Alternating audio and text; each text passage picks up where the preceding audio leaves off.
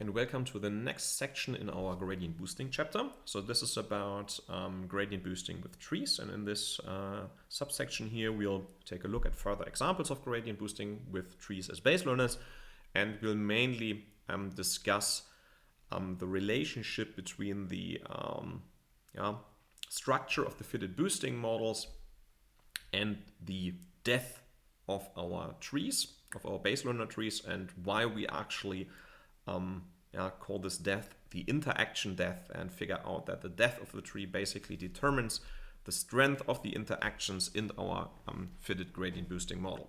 So let's get started. First of all, trees are really the most popular base learners in gradient boosting, which has a lot to do with their really strong predictive performance. But we have also covered in the respective parts on trees that trees really have quite a few advantages in terms of unnecessary preprocessing in machine learning. So they really don't have problems with categorical features. You don't necessarily have to encode them into a numerical scheme. They have no problems with outliers and feature values. They have techniques to deal with missing values. They have no problems with any monotone transformations of features, so feature transformations can be fairly skewed. And trees and stumps or shallow trees are a really popular combination with gradient boosting, can be fitted quite quickly for large N. This is a further obvious advantage if you want to use them in gradient boosting. And they have a simple built-in type of variable selection, which will become which is quite handy also to deal with high-dimensional data in gradient boosting. And gradient boosting inherits all of these advantages. Gradient boosting, as do random forest, usually strongly improve the predictive power. Of course, there's also an obvious disadvantage. Trees are visualizable, they're inherently interpretable. They are somewhat unstable, but nevertheless, gradient boosting, of course, loses this advantage because you're now fitting, as in a random forest, an ensemble with hundreds or even thousands of trees. Here's our first example. We've seen this before, the simulation setting, so I'm just using here a simple univariate data set with one X. It's regression. We're using a few observations to keep things simple. So 50 X is uniformly distributed between 0 and 1, and we have this sinusoidal underlying relationship here. And we are now fitting gradient boosting with stumps as base learners, and we use L2 loss here again to keep things simple. You can see here our initialization in iteration 0. We optimize with the optimal constant mean. That's approximately 0.2. You can also see the data here. It's kind of an abbreviated table on the left-hand side. And now we go through the usual motions. I'll do that fairly quickly because we've seen this now a couple of times. So we calculate our vector of pseudo-residuals. So for L2 loss, that is just the vector of residuals, and we fit our regression stump against the pseudo-residuals and then update our model by adding in that fitted stump. So you can see here on the left-hand side the data in the model, and on the right-hand side we can see the residuals, pseudo-residuals in this case. Those are the residuals. Again, you can maybe do a few calculations in your head to check that these really are the residuals. And we now always add in the stump here to our model, and you can see how that changes. Becomes more and more like a step function after 50 iterations. We are, fairly well going through the general direction of our point cloud.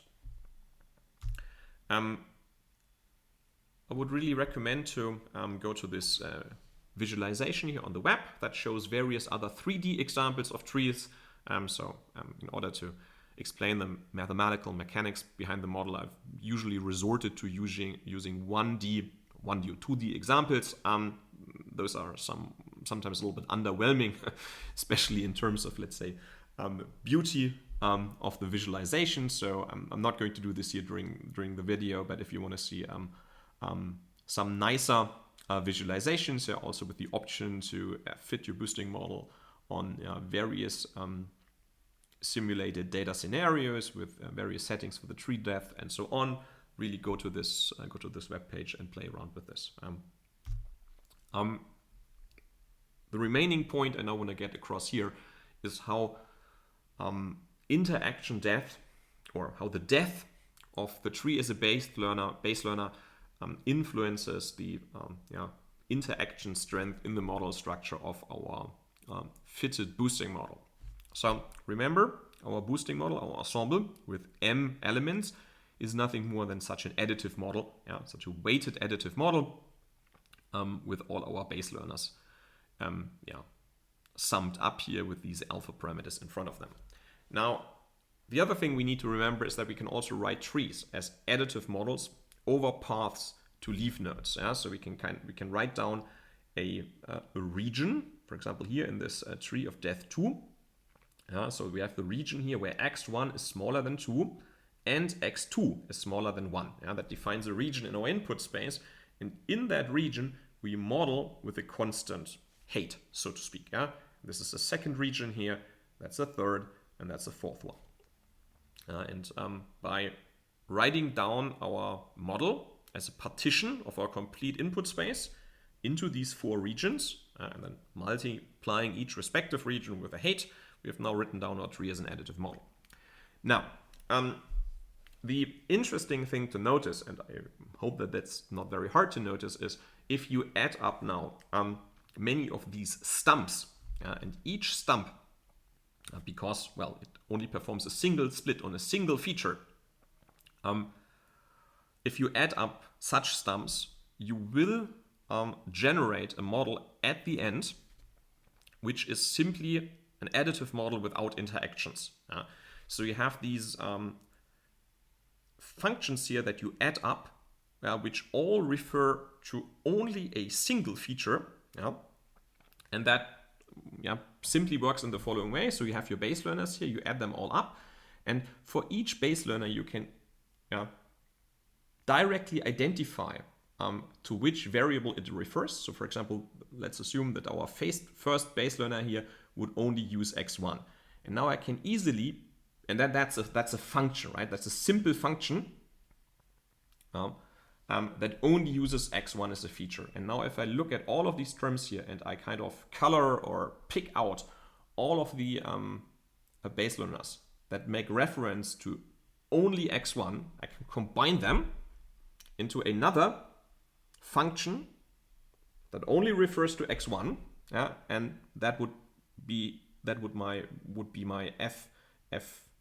f1 function here with reference to x1. And now I can do the same for all functions that make reference to x2, x3, and so on. And if I do that with trees of depth 2, I can easily see that I can now model two-way interactions, and that I can write down my boosting formula in such a manner here, where I here in the first term I take all of the stumps that make reference only to one feature, so that only include exactly one split. That can happen, right? Maybe because the tree decides to stop after one split. And here I lump together all functions, all trees, all base learners that make reference to two variables. And this is, I guess, what will usually happen if we allow trees of depth 2. And that's a pretty nice way now to analyze our tree structure. So we have our constant element here. That's, I guess, from the first iteration, from iteration 0, we've usually called that. And then here we have these marginal effects, we could also call that. And here we have everything that includes interactions between two features. And we can now study these functions, maybe see how much variance they explain of our model. I can visualize them. We can do various things with them. I want to keep it simple here, and here mainly understand that this is really true.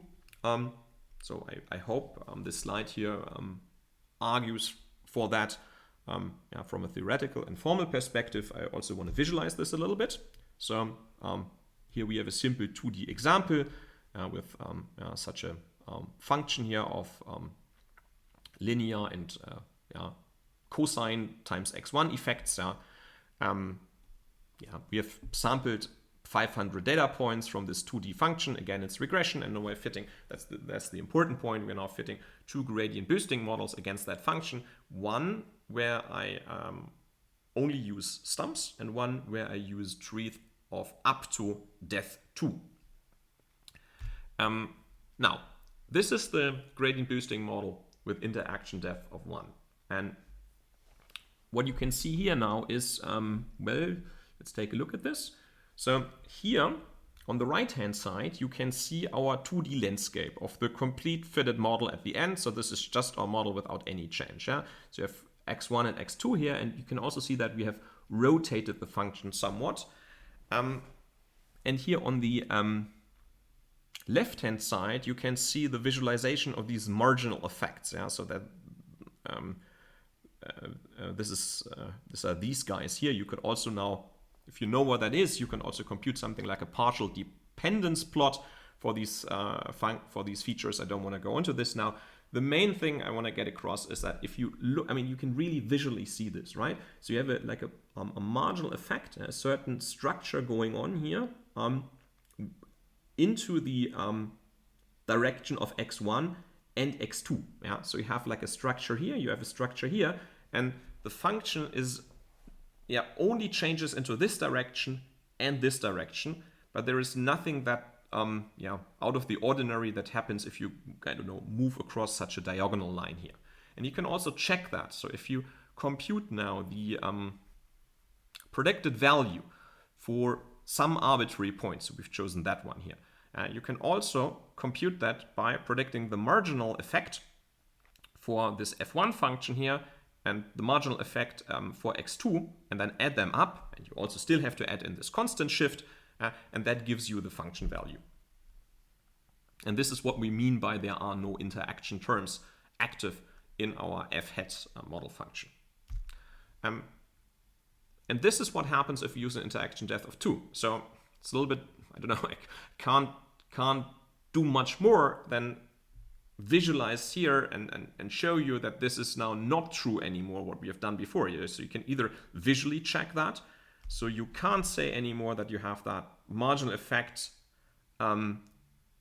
into x1 plus the marginal effect into x2. Yeah? So apparently something more complex is happening here on the landscape, and you can also now check that this additive computation for this given point doesn't work anymore. Yeah? So we can still compute this marginal function here through some magic. So it's basically we're kind of measuring kind of the expectation or the average into these axis parallel directions to get our hands on these marginal functions. And you can now see that it doesn't work anymore, right? If we would use these marginal functions, or basically any type of marginal function, and add them up, this will not be enough to model arbitrary predictions of our function f hat. Okay, that concludes this part here.